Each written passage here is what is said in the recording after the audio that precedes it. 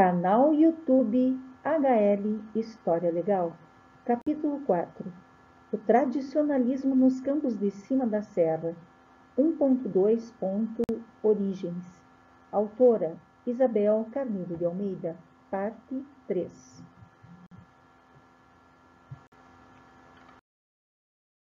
O tradicionalismo nos campos de cima da serra. Sumário. Vídeo inicial. Acervo histórico do patrão do 10º Rodeio Internacional, Nerínio Pereira de Almeida. Homenagem in memoriam. Entrevista com o patrão do CTG 23º, 24º e 25º Rodeios, Emiliano Silon Silveira. 5. Bibliografia. Agradecimento. Créditos. Canal YouTube HL História Legal. Mais um episódio da websérie O Tradicionalismo nos Campos de Cima da Serra. Não percam, esse vídeo está realmente imperdível. Fizemos uma entrevista maravilhosa com o senhor Emiliano Silon da Silveira. Patrão que foi por três edições, ele foi patrão do CTG Porteira do Rio Grande, organizando 3 rodeios internacionais de Vacaria, Rio Grande do Sul, para o Brasil. Iniciamos agora, então, mais um vídeo da websérie O Tradicionalismo nos Campos de Cima da Serra, canal YouTube HL História Legal, do regional para o universal. Um canal que é comprometido com a verdade. Está servido? Vamos tomar um chimarrão? Vamos seguir a tradição e vamos trabalhar com um bom chimarrão ao nosso lado. O nosso melhor amigo, né?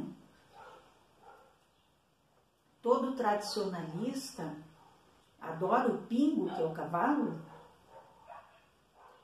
o cusco, que é o cachorro, são seus companheiros, né? De lides campeiras, né?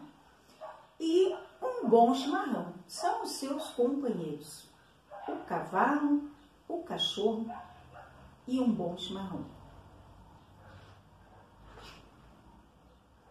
Estão servidos? Vamos iniciar mais um momento histórico com vocês.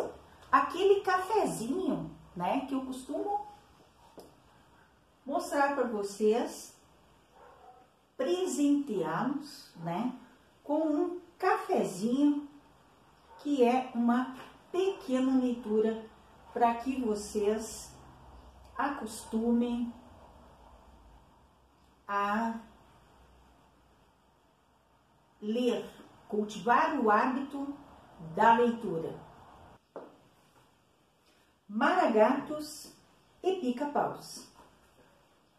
Guerra Civil e degola no Rio Grande. Coleção Universidade Livre, Carlos Reverbel. Muito bem. Então, com esse pequeno cafezinho, nós queremos ofertar para vocês. O que nós queremos é mostrar para vocês a definição de maragatos e pica-paus. Eram chamados maragatos, vamos ver a origem desse termo.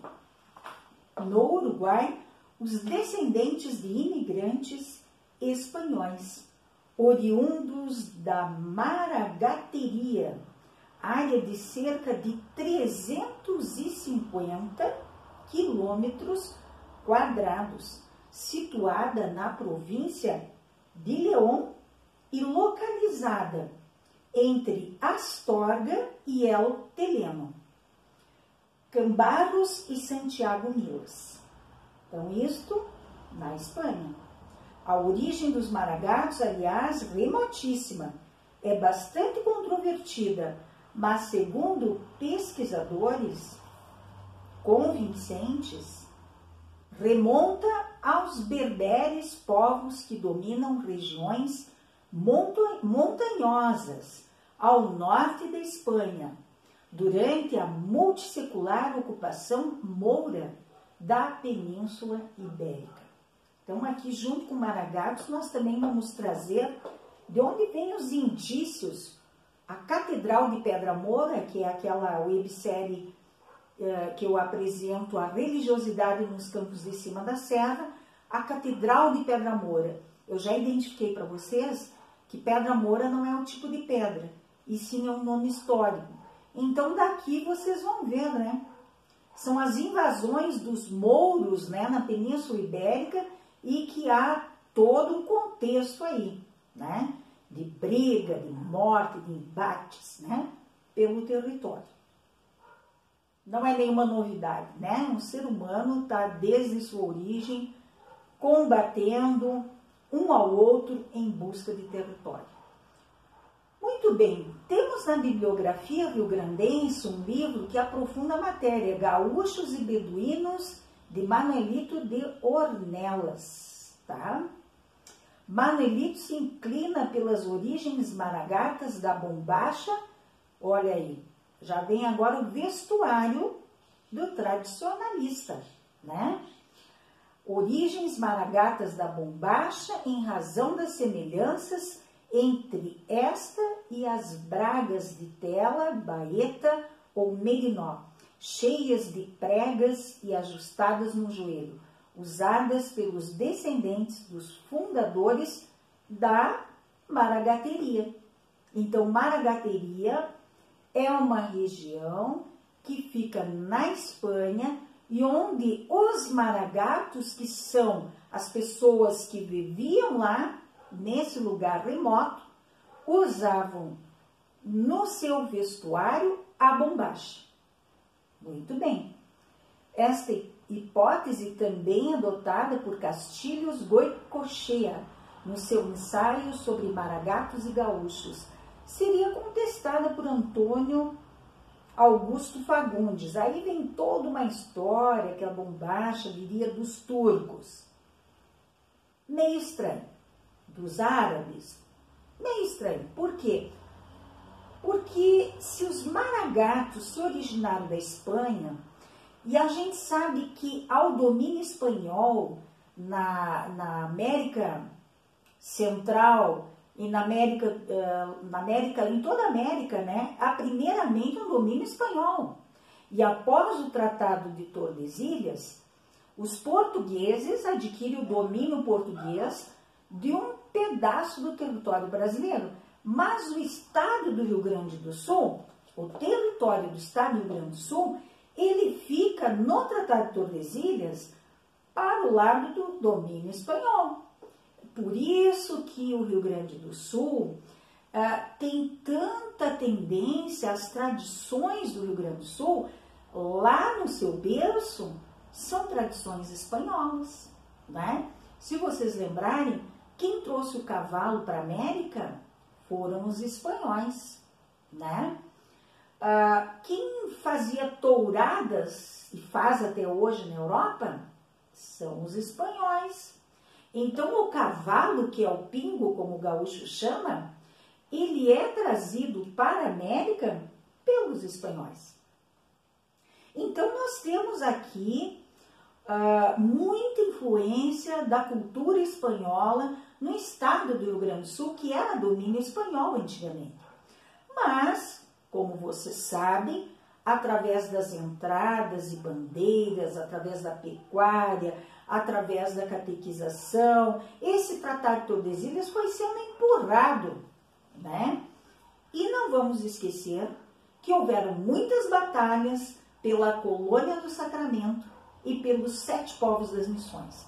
Muitas batalhas houveram, até elas pertencerem ao Brasil, que era domínio português, né? Vamos lembrar disso. Então, tenham ou não introduzido a bombacha no Uruguai, logo bandeada para o Rio Grande do Sul, então do Uruguai veio para o Rio Grande do Sul a bombacha. Mas, claro, o Rio Grande do Sul pertencia ao domínio espanhol. Espanhóis andaram por aqui, né? Muito bem, mas diz aqui, ó, tem ou não introduzida a bombacha no Uruguai, logo bandeada para o Rio Grande, de contrabando naturalmente? É certo, segundo Santiago, porque a gente sabe que o contrabando é muito comum, né, dos países hermanos para o Brasil. E muitas vezes através do Rio Grande do Sul, né, que é vizinho, né? Muito bem, então é certo, segundo Santiago Alonso Garrote, um dos inúmeros autores citados por Manuelito de Ornelas, que o maragato errante, como o seu consanguíneo berbere, como este ama, com deleite, o cavalo, a tenda e a lança. E aí aparece uma arma, né? Uma das armas bem conhecidas pelos rio-grandenses, principalmente nos embates farroupilhas, é a lança. Porque, inclusive, havia o grupo dos lanceiros, né? Na Guerra dos Farrapos. Lembram disso? É um grupo de pretos que lutam na Guerra dos Farrapos, a troco da sua liberdade posteriormente à guerra.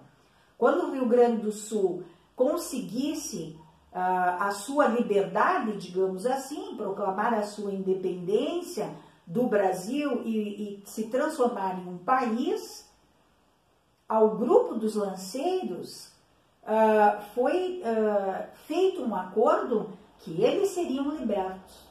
Havia esse acordo, né? E aqui está aparecendo o papel dos lanceiros negros, né? Os lanceiros negros no papel da Guerra dos Farrapos.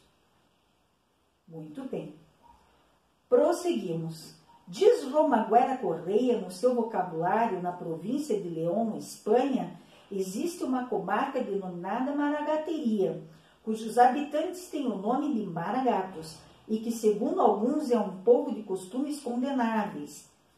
Vamos colocar entre aspas esse trecho, né? Porque depois a gente vai ver que é todo um preconceito que vai aparecer aqui, né? Esse trecho que eu vou ler para vocês agora, olhem com cuidado, escutem com cuidado, né? É um trecho que denota o preconceito a despeito pelo povo cigano, que já lá naquele remoto tempo já havia um grande preconceito contra o povo cigano. E por que eu estou dizendo isso? Porque o termo maragatos, ele é advindo de um povo cigano. O povo maragato, que é da maragateria, ele é um povo que não se prende à terra. Ele é um povo que ele gosta de andar solto, livre, né? E um dos nossos lemas aqui no estado do Rio Grande do Sul é a liberdade, a igualdade e a humanidade, que estava no brasão, lá naquela websérie onde eu conto toda a história do frigorífico vacariense para vocês, há um brasão, né, na casa do maior acionista do frigorífico vacariense. Nesse brasão está escrito lá, liberdade, igualdade e humanidade. E esse é o brasão do estado do Rio Grande do Sul. Muito bem.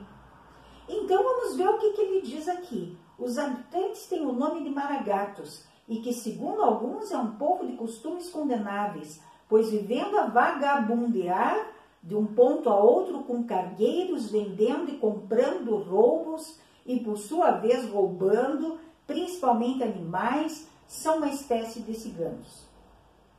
Então, eles estão dizendo que ciganos são ladrões? Será que são? Eu vejo ciganos mais como comerciantes e não como ladrões, né? Há todo um preconceito em cima do povo cigano, como havia um preconceito contra os maragatos. E vocês já vão entender o porquê. Aos naturais da cidade de São José, no estado oriental do Uruguai, dão neste país o nome de maragatos, talvez porque os seus primeiros habitantes fossem descendentes de maragatos espanhóis. Então, na verdade, o Uruguai assumiu o nome de maragato porque porque os maragatos eram descendentes espanhóis, lá da região da Maragateria, na Espanha, que vieram para o Uruguai. E por isso o Uruguai trouxe essa denominação maragatos, que depois vai migrar para o estado do Rio Grande do Sul, porque são irmãos, porque o Rio Grande do Sul foi domínio espanhol, porque o Rio Grande do Sul, em primeiro lugar, conheceu a cultura espanhola através dos jesuítas espanhóis, que foram catequizar os índios nos 7 povos das missões, que é muito conhecido de vocês. Muita gente já fez excursão para lá. Pelo fato, então, de os rebeldes, a procedência de maragatos, em suas excursões irem levantando e conduzindo todos os animais que encontravam, tendo apenas bagagens ligeiras, cargueiros, etc., como os da maragateria, e porque, com exceções, suspendiam com o que encontravam em suas correrias. Aplicou-se-lhes aquela denominação, que, aliás, eles retribuíram com outras não menos delicadas aos republicanos, a despeito da correção em geral observada por estes em toda a luta. Então, depois de demonstrar apoiado em vasta bibliografia, que são características do povo maragato, o culto ao trabalho, olha só, na verdade, quais são os preceitos dos maragatos. E aqui vocês vão encontrar aqueles preceitos justamente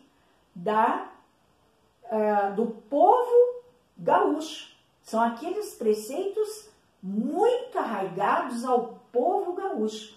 Prestem atenção. É bem diferente daquele preconceito lá atrás contra os maragatos. Olha só. Muito bem. Quais são os preceitos do povo maragato? O culto ao trabalho, a economia, o profundo respeito às crenças e um exaltado amor à família. E aqui vem, então, vejam só como a história está ligada. Aqui é uma história do frigorífico, porque o frigorífico, na verdade, ele foi um resultado de uma longa história de criação de gado nos campos de cima da serra, que culminou com a construção de um imenso frigorífico de proporções em nível de exportação para o mercado comum europeu. Então, vocês vejam como esse tripé que eu encontrei lá dentro da fábrica do frigorífico, que era família, trabalho e progresso, inclusive é o vídeo mais assistido no meu canal. Ele tem quase 300 visualizações, esse vídeo, família, trabalho e progresso. Por quê? Porque chamou a atenção do povo gaúcho. As pessoas têm essa mentalidade aqui, o povo do Rio Grande do Sul tem muito essa mentalidade. Família, trabalho e progresso. E aqui, então, esse livro, vamos ver a data aqui, ó. Não sou eu que estou falando. Isso aqui é o autor do livro. Vamos ver aqui, é 1985, ó. Esse livro foi impresso em 1985. Maragatos e Pica-Paus, Guerra Civil e Decola no Rio Grande. Carlos Reverbel, Coleção Universidade Livre. Nesse livro, o que está mostrando? Que os maragatos, eles têm por princípio o culto ao trabalho, a economia, o profundo respeito às crenças e um exaltado amor à família. E como que vocês observam o culto, né, o respeito às tradições da religiosidade? Vocês veem justamente na missa campeira. A missa campeira é um dos pontos fortes do rodeio crioulo internacional. Então, a religiosidade está presente no povo gaúcho desde as suas raízes. E é isso que nós queremos mostrar para vocês. Que esse termo maragato, que foi assumido aqui no estado do Rio Grande do Sul e que foi representado pelo lenço vermelho na Guerra dos Farrapos, os maragatos representavam os estanceiros, que estavam lutando na época por uma justa causa, que era um preço justo do charque, que o seu charque era onerado com altíssimos tributos e o charque que vinha de fora, do Uruguai, do Paraguai, da Argentina, não vinham com tributos menores. E aqui eles alcançavam um preço melhor e eles acabavam cobrindo todo o território nacional brasileiro, vendendo seu charque, e o estado do Rio Grande do Sul, que tinha esse produto como um dos principais da sua economia, podemos dizer o principal na época, ele não conseguia vender o charque. E o estado do Rio Grande do Sul estava passando por uma imensa crise. E foi isso que levou o estado do Rio Grande do Sul a querer se separar do resto do Brasil. Porque aqui dentro o Rio Grande do Sul sempre produz. Ele planta, ele colhe, ele cuida dos animais, ele provê a sua família, ele provê o estado do Rio Grande do Sul, e o Rio Grande do Sul fica aqui isolado do resto do país. Então foi o que levou a acontecer a Guerra dos Farrapos de 1835 a 1845. A Guerra dos Farrapos foi sangrenta, foi. Todo o contingente de homens foi para a guerra. As mulheres pegaram armas dentro de casa para defender o seu lar, para defender as suas fazendas. Foram elas que ficaram cuidando do gado, foram elas que ficaram tirando leite, fabricando queijo, sustentando a família, cuidando das crianças, enquanto os homens foram para a guerra. E elas passaram por um tempo muito difícil, muito difícil. Não podemos deixar de citar o papel das mulheres na história. Então, né, vamos ver o que mais que nós podemos salientar rapidamente aqui, né, para encerrar esse vídeo inicial e vocês terem, junto com esse vídeo inicial, vocês vão ter a história e imagem do tradicionalismo como o acervo histórico de Nerinho Pereira de Almeida, que foi um tradicionalista muito dedicado, foi patrão da Campeira, foi patrão do Rodeio Crioulo Internacional, era uma pessoa dedicada a esse movimento tradicionalista, ao fazer tradicionalista, né? Então nós vamos homenageá-lo, mostrando o seu acervo pessoal, que foi fotografado em 2018, na sua residência, com a autorização de sua esposa na época, minha tia Liliosa Borges de Almeida, né? Ela estava bem lúcida em 2018, hoje ela tem mais de 90 anos, mas foi fotografado o acervo em sua presença. E isso é uma homenagem ao seu marido, Nerinho Pereira de Almeida. E junto, então, com o que nós trazemos aqui para vocês, vem para coroar esse vídeo a maravilhosa entrevista com o senhor Emiliano Silon da Silveira, que foi patrão por 3 vezes consecutivas do Rodeio Crioulo Internacional. Nessa entrevista ele diz como é organizado, qual é o papel do patrão, quais percalços pelos quais ele passou, mas ele elogia muito as equipes que trabalharam com ele, agradece muito a todas as pessoas envolvidas. Achei belíssima a sua mensagem, o conhecimento que ele trouxe, lá das raízes, né, do início do movimento tradicionalista. É uma entrevista maravilhosa. Então, vamos só fechar aqui com mais algum detalhezinho sobre os maragatos, né? Então, eles foram tão populares na Espanha que a sua honestidade se tornou proverbial, pois jamais os registros policiais do país acusaram uma queixa contra estes arrieiros morenos e altos de lenços e coletes bordados de vermelho. Então, a moral ilibada, né? Então, não é porque eles andavam pelo continente, pela Península Ibérica, que eles eram desonestos. Era o fazer deles, era o trabalho deles, né? Comercializar gado e outras coisas, mas sempre com aquele pilar que falei para vocês, né? Vamos ressaltar aqui o culto ao trabalho, a economia, o respeito às crenças e um exaltado amor à família. Então, com essas palavras, eu encerro esse vídeo inicial. Deixo aqui para vocês mais uma indicação bibliográfica, né? Maragatos e pica-paus. Na próxima eu trago os pica-paus para vocês, mas essa eu queria presentear os maragatos, né? E resgatar a sua honra, né? Porque há muitos preconceitos.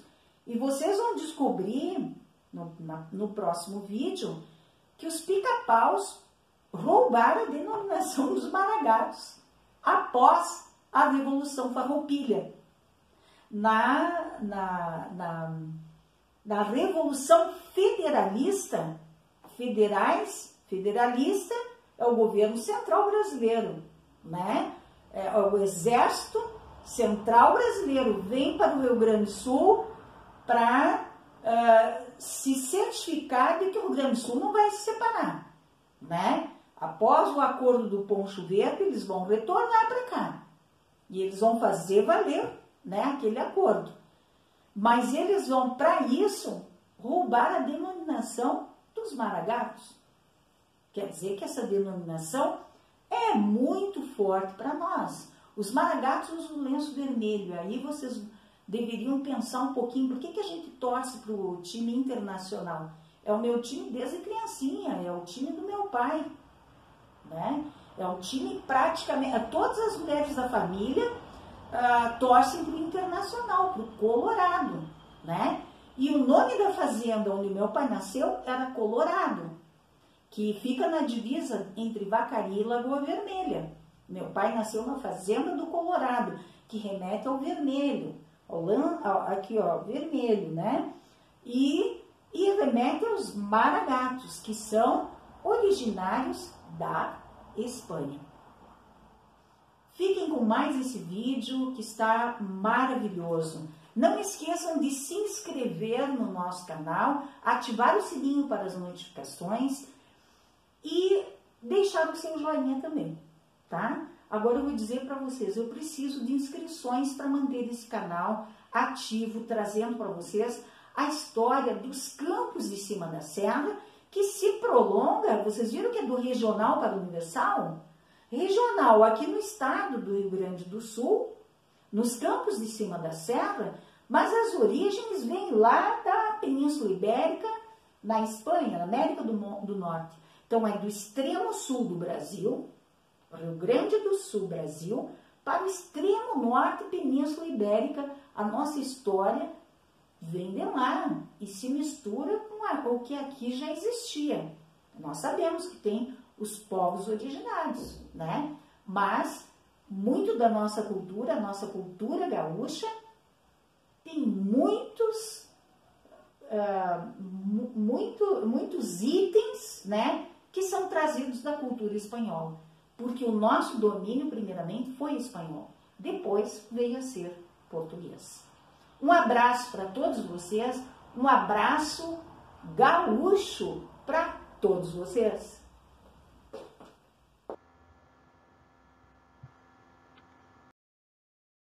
Acervo histórico patrão do 10º Rodeio Internacional de Vacaria, Nerímio Pereira de Almeida, 1972, a Ondas, né? Não vou lembrar de cor agora, mas eu lembro quando era criança que eu escutava algumas lendas a respeito do bambu.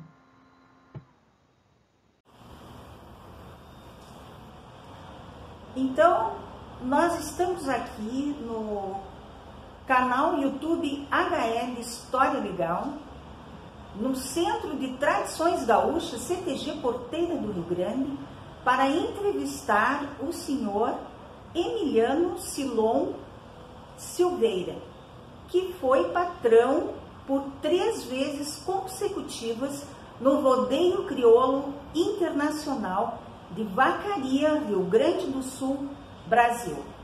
Canal YouTube HL História Legal, do regional para o universal. um canal que é comprometido com a verdade. Então aqui nós estamos com o patrão, né? E vamos pedir para que o senhor se identifique primeiramente para o nosso público. Emiliano Silon Silveira, nascido em Bom Jesus, casado com Joneida Silveira, pai de 2 filhas, Cristiane e Nayane, e avô de um guri muito lindo chamado Caetano. Tenho a honra de ter sido patrão dessa entidade de 1998 a 2004. Com a graça dos associados do CTG Porteira do Rio Grande, galguei esse posto com muita honra, muito orgulho, e tenho a felicidade de dizer que foi um dos melhores momentos da minha vida ter passado por aqui. Os eventos Rodeio Crioulo Internacional de Vacaria trazem para a gente um conhecimento de pessoas, de história, de tradição gaúcha principalmente, da história de Vacaria, história do Rio Grande do Sul, conhecimento de pessoas de toda a América Latina, pessoas que vieram da Europa por nossos rodeios, e tenho a honra de ficar agora na minha aposentadoria relembrando momentos maravilhosos que passamos aqui nessa querida entidade. Sou de origem campeira, nasci no Governador, 2º Distrito de Bom Jesus. Estudei no Colégio São Francisco até me formar em contabilidade. Depois morei em São Paulo por 8 anos, quando me casei com a minha atual patroa. Atual não, só tem uma. E ela é aqui da região também, de Bom Jesus. E não se adaptando a morarmos em São Paulo, viemos embora. Trabalhei na Secretaria da Agricultura do município aqui de Vacaria, na Inspetoria Veterinária, como funcionário do Estado no Serviço Agropecuário. Posteriormente, galguei concurso para o ICMS, na fiscalização do ICM. Trabalhei por 18 anos nesse trabalho de equipes volantes, equipes de postos de fiscalização, e depois, ao me aposentar, os associados do Porteiro do Rio Grande me chamaram e eu para cá vim de mala e cuia. Fiquei aqui por 8 anos trabalhando com o patrão anterior e depois 6 anos na nossa gestão. Tivemos a felicidade de fazermos o 23º, 24º e o 25º Rodeio Crioulos Internacionais. Tivemos equipes maravilhosas trabalhando conosco, porque quero dizer aos assistentes do canal que ninguém faz nada sozinho. Tivemos equipes de voluntários, gaúchos de Vacaria, gaúchos da região, e gaúchos de mais longe também, que vieram para nos ajudar nos eventos em que nós participamos como patrões. Tivemos o orgulho de fazermos com que os rodeios chegassem a bom termo, rodeios com muito movimento de público, movimento de concursos artísticos, concursos campeiros, provas campeiras, que não eram concursos, eram apenas apresentações. Também trouxemos várias delegações estrangeiras de dança, de canto, de música folclórica de outros países como Peru, Espanha, Argentina, Uruguai, México e Portugal. Isso aí, para o âmbito do Rodeio Crioulo Internacional, é o que deu o nome ao nosso rodeio. Foi a vinda, antigamente, nos primórdios do rodeio, dessas delegações estrangeiras, que eu acho que, se não salvo maior engano, a partir do 6º Rodeio Crioulo, passamos a ser de cunho internacional. E para não fugirmos da nomenclatura internacional, as atuais patronagens estão se empenhando muito em trazer delegações também estrangeiras, concorrentes de outros países que vêm aqui para engrandecer o rodeio internacional de Ibacaí. Tenho orgulho de determinadas coisas que aconteceram na nossa gestão. Muito orgulho. Nós tivemos a ideia de criar, a pedido do patrão que me antecedeu, um rodeio para o primeiro final de semana do evento Rodeio Internacional. Aí o que me veio na cabeça a pedido do patrão? Que um pai, um avô, um padrinho, um tio, uma tia, a coisa que eles mais querem ver é seu filho, seu neto, seu filhado participando de provas campeiras no Rodeio Internacional. Então, no 22º Rodeio Internacional, no primeiro final de semana, nós criamos o Rodeio Crioulo Nacional do Alvorecer Tradicionalista. Nome esse escolhido por mim, aprovado pela organização. E o anterior patrão qual era? Era o Luiz Cláudio? Luiz Cláudio mesmo. Isso. É. Então a gente fez esse rodeio, foi um sucesso. Criamos todas as provas campeiras e artísticas do Rodeio Internacional para crianças até 12 anos, exceto gineteado, porque é perigoso. Perigoso. Então a gente fez todas as provas campeiras, como tiro de laço, prova de rédea, as provas campeiras próprias para a idade. E nos concursos artísticos, então, daí a criançada se esbaldou, porque todas as entidades têm a sua invernada mirim. E esse rodeio foi dedicado exclusivamente ao mirim. Isso é muito bonito, né? Essa parte das danças, que o rodeio não é só o tiro de laço, não é só a gineteada, né? Mas tem toda a parte artística. Né? A parte artística é fundamental para dar nome e prestígio ao Rodeio Internacional. Então, com esse evento de criarmos o Rodeio Crioulo Nacional do Alvorecer Tradicionalista, que automaticamente foi apelidado de Recenate. Recenate. E, para meu orgulho, isso aí está em atividade até agora. O 35º Rodeio Crioulo vai ter as provas do Recenate. É uma coisa que, de minha criação, e graças a Deus e aos patrões que me sucederam, veio para ficar. Isso é um orgulho muito grande. Eu tenho hoje crianças que ganharam o Rodeio Crioulo, o primeiro Rodeio Crioulo Internacional do Alvorecer Tradicionalista, que são pais que já têm crianças dançando aqui, que são declamadores, filhos deles são declamadores, trilhadores, dançarinos de invernadas. Isso é um orgulho muito grande para mim. Muito bonito isso mesmo, né? Eu queria que o senhor contasse para nós, assim, qual é o papel do patrão no rodeio, assim, qual é as atribuições, quais são os compromissos, começa cedo o dia, termina tarde, como é que funciona? As atividades do patrão no rodeio são todas. O patrão não pode ser omitido de nada. Ele tem que ficar 24 horas por dia atento ao rodeio.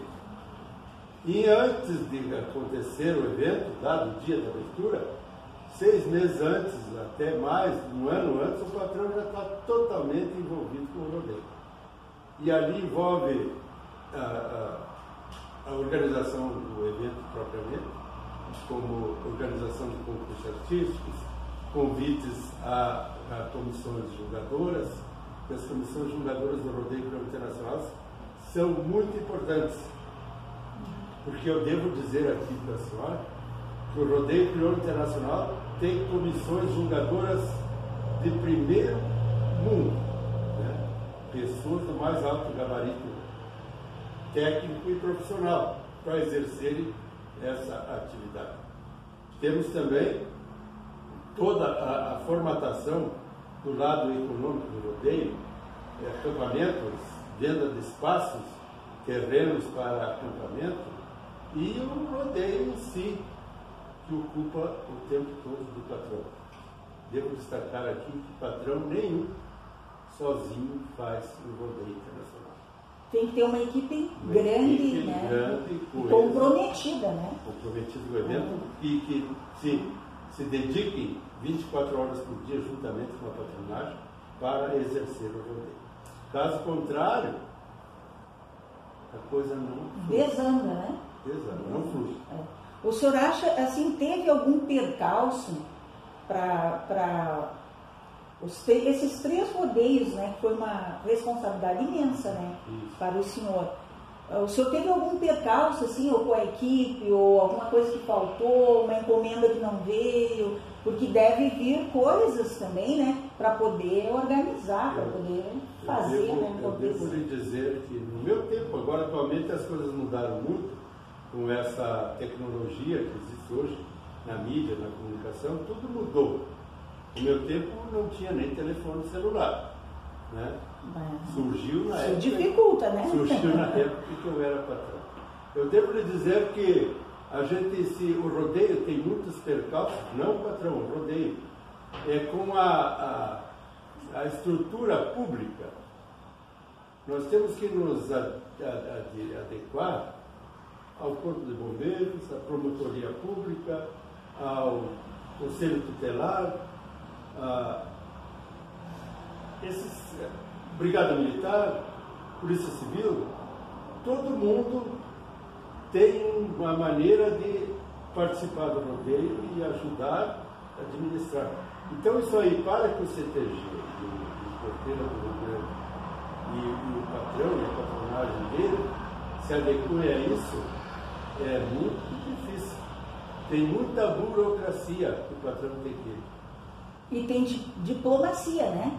Tem que ter diálogo, né? O passo leve, né, para poder chegar lá. Assim. Isso é muito importante. E devo lhe dizer outra coisa que tenho muito orgulho de ter participado por aqui, principalmente os amigos que fiz. Até hoje eu fui aqui nessa loja primeira que tem aqui, entrei ali e eu dei mais de 30 bom dia para pessoas que vinham me cumprimentar de mão pegada. Que bom isso, né? Muito bom. Pessoas que ainda não esqueceram de mim, e eu acho isso muito bom, muito legal. Mas eu queria, além do Recenate, que eu lhe disse que nós criamos, juntamente com o professor Luiz Bandeira, o nosso jurado de rodeios de danças tradicionais é Moacir Gomes dos Santos, e um outro moço que era componente da comissão julgadora lá de Chapecó, que quero pedir desculpas a ele agora porque me fugiu o nome dele, né? Então nós, 4, mais esses 3 homens, mais eu, a gente criou o Festival Nacional da Cultura Gaúcha, isso lá em 2002.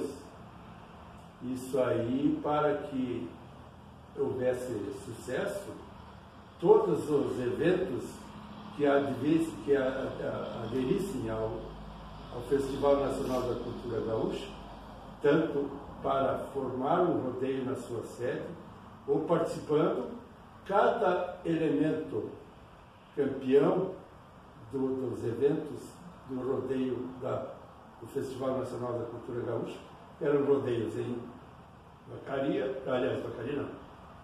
Caxias do Sul, 2 ou 3, lá em Espumoso, em Chapecó, em Turvo, em Santa Catarina, lá em Criciúma, CTG Pedro Raimundo, de boa memória. E Florianópolis, São José? Não, Florianópolis e São José não participavam. Então a gente ia nos rodeios de Caxias, por exemplo, para citar direitinho, eles faziam um evento, o rodeio deles lá, e a gente ia com a equipe de jurados que iriam julgar o rodeio internacional de Vacaria, julgar o rodeio de Caxias, por exemplo. Tudo aquecido pelos próprios promotores de cada evento. Aí a gente fazia os concursos e os classificados em primeiro lugar no circuito de 10, 12 rodeios, automaticamente estavam classificados para as finais do rodeio clube internacional. Por exemplo, Invernada Artística, que era campeã de todo o circuito, de todo o Mas nesses eventos o senhor tem que ir a todos? Nós íamos a todos. É um trabalho, né? Não, é cansativo, né? Não parece, mas é viagem. Mas é muito gratificante. É gratificante, sim. Aí a gente promovia esses rodeios nos locais, nas cidades famosas, Chapecó, Criciúma e etc. E essas pessoas, ao final do circuito, que tivessem classificados em primeiro lugar em toda a volta, automaticamente estavam classificados para as finais do rodeio internacional. Não precisavam participar aqui das semifinais e etc. Das oitavas de finais, quartas e a finalíssima já estariam daí automaticamente classificados. Isso é outra coisa que as patronagens que me sucederam estão trazendo isso com muito afinco, com muito ardor, e está sendo uma maneira muito boa de atrair público já classificado para o rodeio internacional sem participar das semifinais aqui do CAR. Isso envolve muita gente em cada evento que é feito. Muita gente, muito movimento, muito né? Movimento. E é uma maneira também de levar público. É bem complexo o rodeio internacional, né? Porque para ele haver aqui, o senhor também tem que comparecer nos outros, né? As equipes daqui também têm que participar, né? A nossa equipe vai a todos. Senão não é uma competição entre vários CTGs, né? Isso aí, várias cidades, vários municípios. Então é um evento bem complexo, mais complexo do que as pessoas pensam, né? Exatamente. E a grande vantagem que eu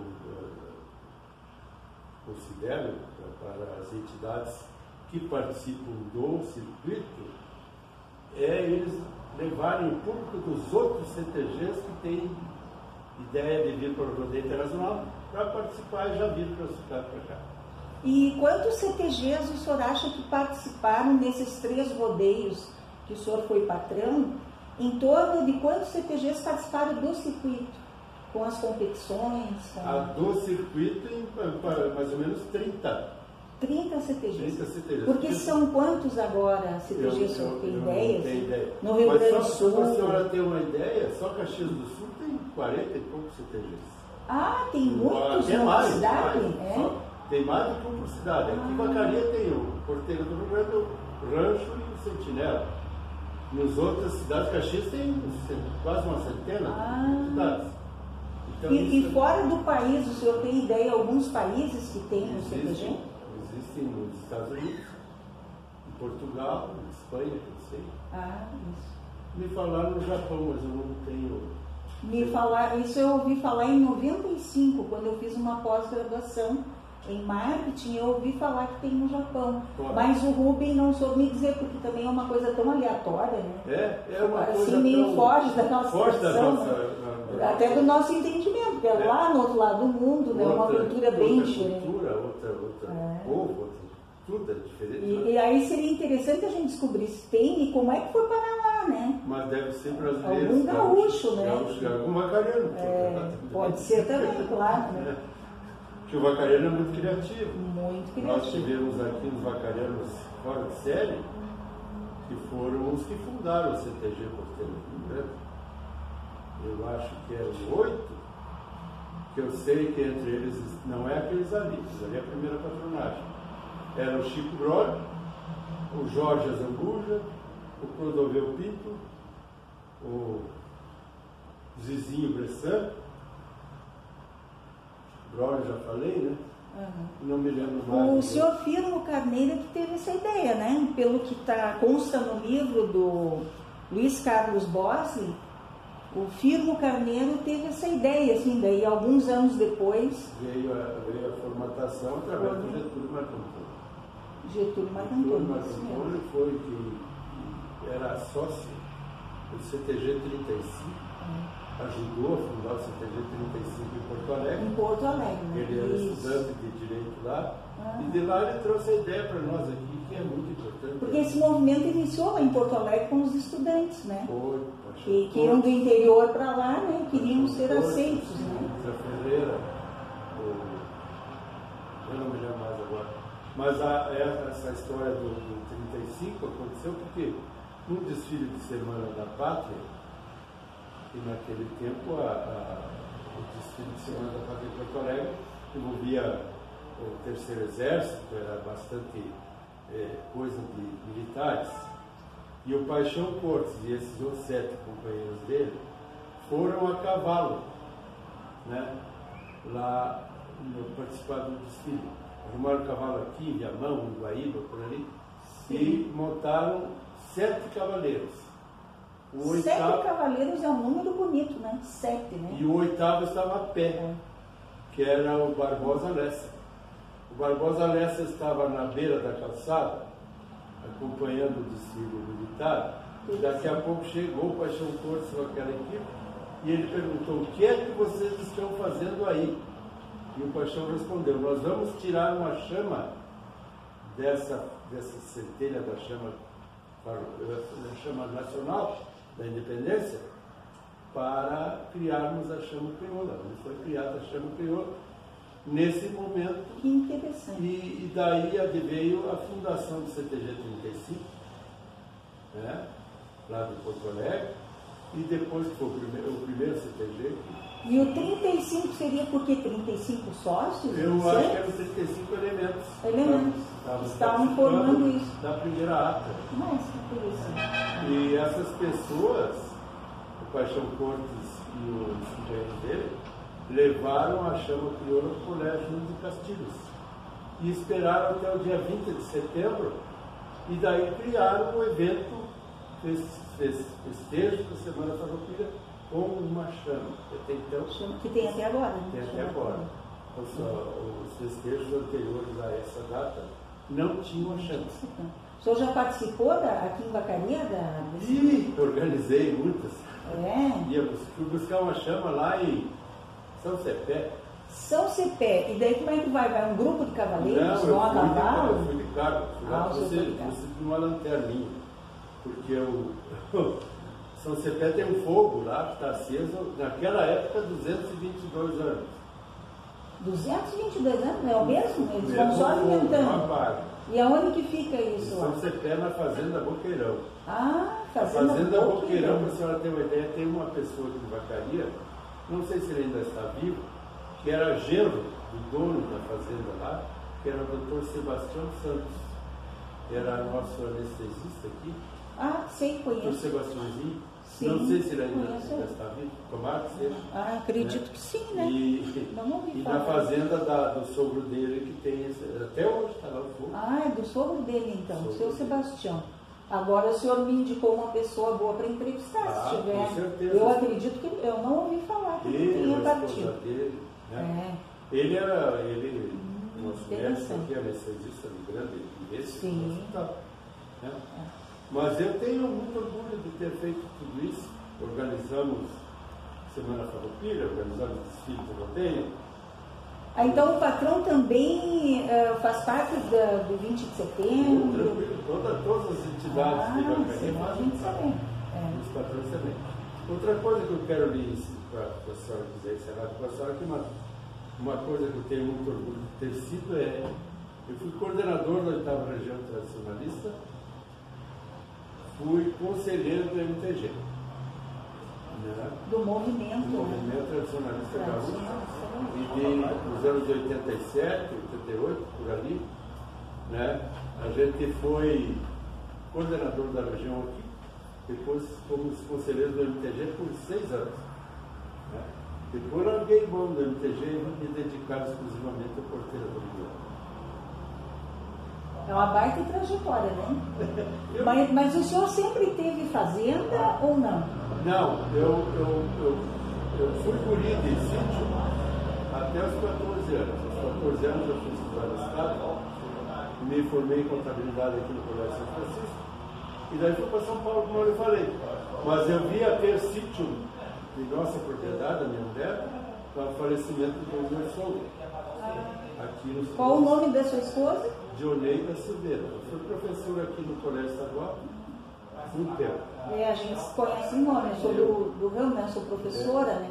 Agora a gente tem um sítio por causa disso. O evento herança. E esse é aqui em Bacari ou em Bom Jesus? É em Bom Jesus. Ah, em Bom Jesus. Qual é o nome da fazenda? Fazenda das Acácias. Fazenda das Acácias. Bonito nome. Esse é nome que meu sogro deu, porque ele tinha plantado vários pés de acácia negra por cada flor amarela. Que interessante. Né? Ele ganhou as mudas do cunhado dele, que era ligado à maçonaria, que a acácia negra é a flor da maçonaria. Ah, o senhor conhece alguma coisa sobre a maçonaria? Não, eu sei que o cunhado dele era maçom, e levou aquelas mudas para lá.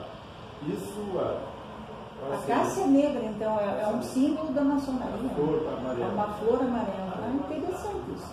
Porque a maçonaria está envolvida em alguns fatos históricos, né? Quase todos. Né? Quase todos, né? Então a gente fica curioso quando alguém fala, né? Que é difícil alguém mencionar. Exatamente. Né? Sobre a Então, maçonaria. a maçonaria é um processo fechado, então eu sei disso por causa do nome da nossa propriedade. Se originou de umas mudas levadas por um maçom que foram plantadas na casa. E é legal que é uma flor, né? É uma flor.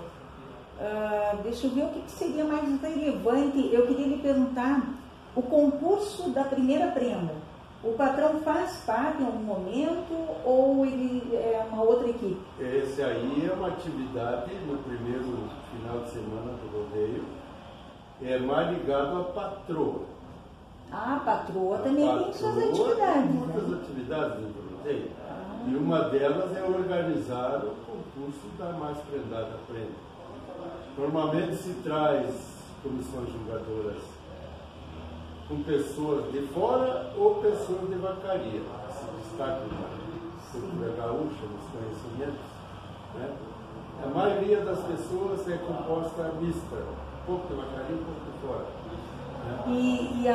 Esse júri é composto por homens e mulheres ou somente mulheres? Homens e mulheres. Homens e mulheres. A maioria é mulher. E o que ele tem, qual é o conhecimento que eles têm que ter? Assim, a cultura gaúcha, de modo geral, tendências de culinária, de vestimenta, conhecimentos gerais sobre os costumes gaúchos.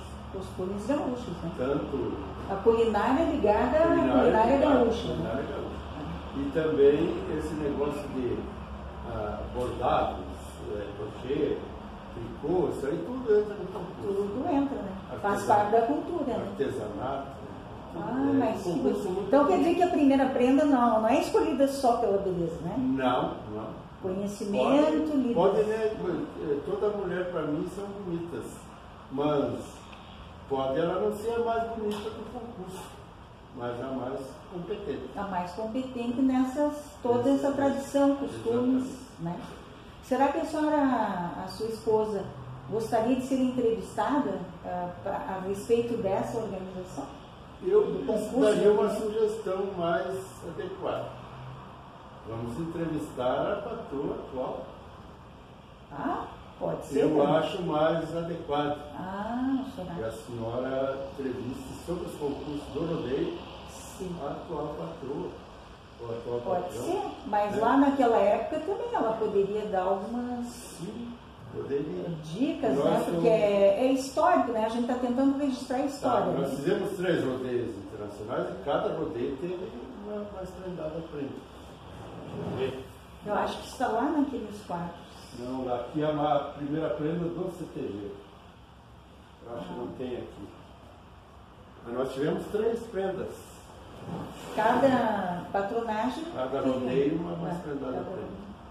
Bem interessante. Eu não me lembro delas agora, o nome não vou dizer, porque posso cometer alguma.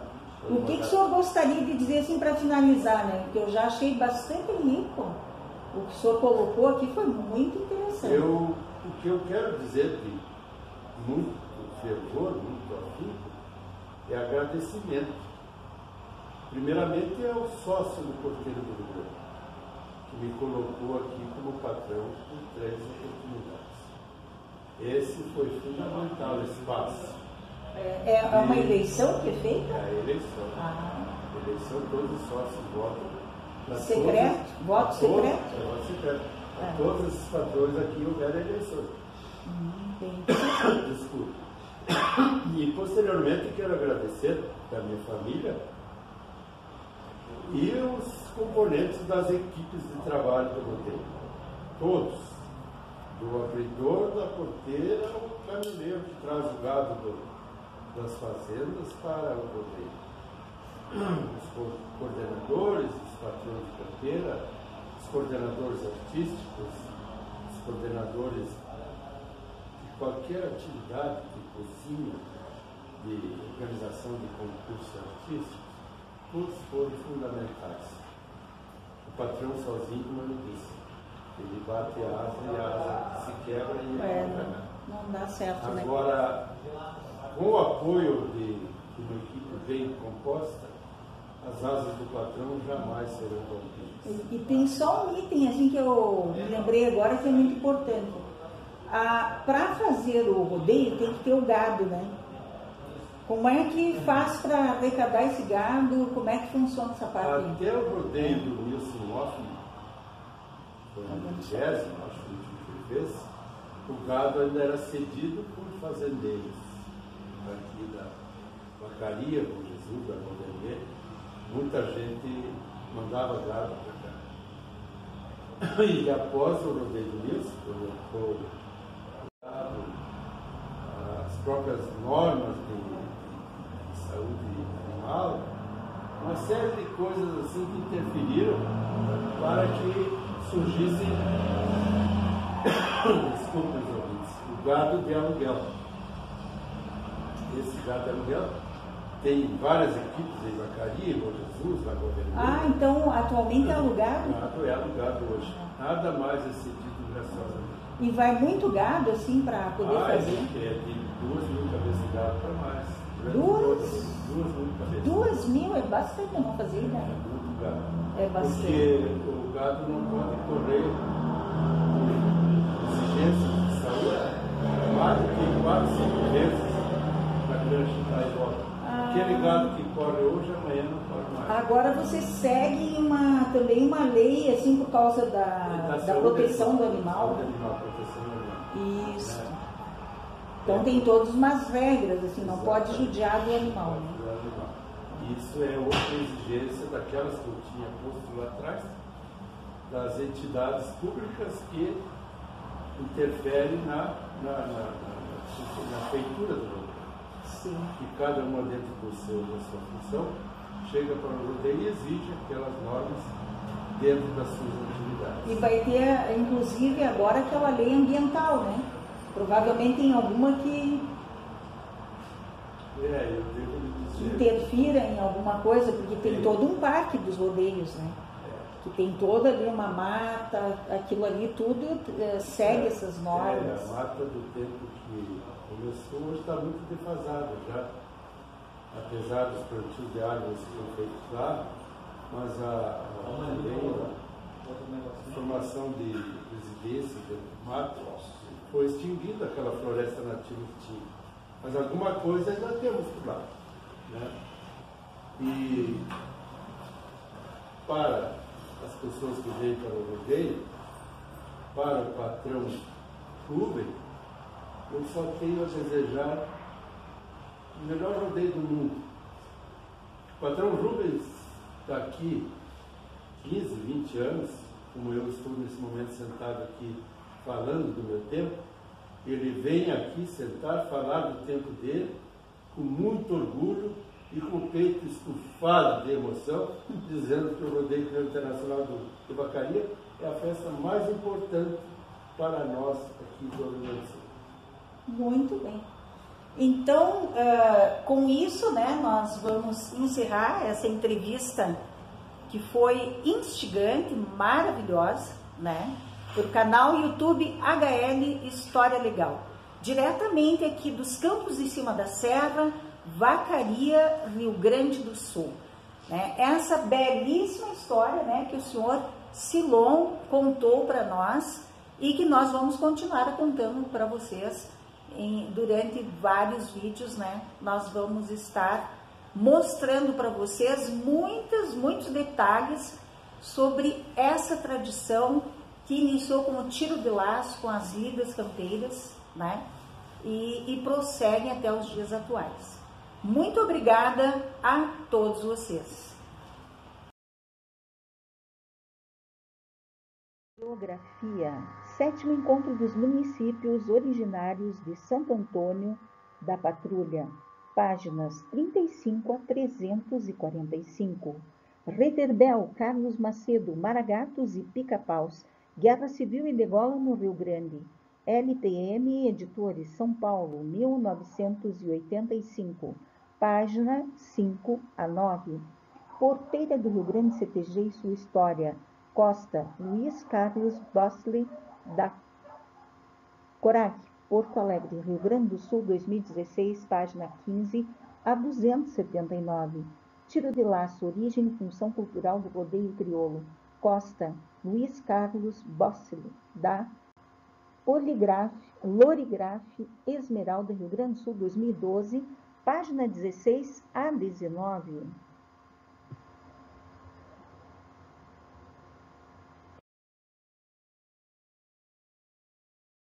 Meu muito obrigada a todos vocês. Canal YouTube HL História Legal, proprietária Isabel Carneiro de Almeida, e-mail historialegal2022@gmail.com. Instagram História Legal 2022. Aqui estão os contatos, então vocês sempre podem mandar alguma mensagem que vocês queiram, alguma ideia ou pedir temas a serem tratados. Fiquem à vontade para interagir com o nosso canal, que é do regional para o universal. Não esqueçam também de seguir a nossa página no Instagram, História Legal 2022. É um verdadeiro cardápio com todas as capas de todos os vídeos lançados no canal YouTube HL História Legal. Já são 39 vídeos como este que nós iremos postar. Muito obrigada a todos vocês. Um abraço gaúcho. O tradicionalismo nos campos de cima da serra. Créditos. Autora Isabel Carneiro de Almeida. Fotografia, filmagem, edição de vídeo. Narração e escrita. Fotografia do acervo de Nerímio Pereira de Almeida, feita em 2018 por Isabel Carneiro de Almeida, com a permissão da esposa do senhor Nerímio Pereira de Almeida. Lilhosa Borges de Almeida, tia de Isabel. Editadas em 20 de agosto de 2023.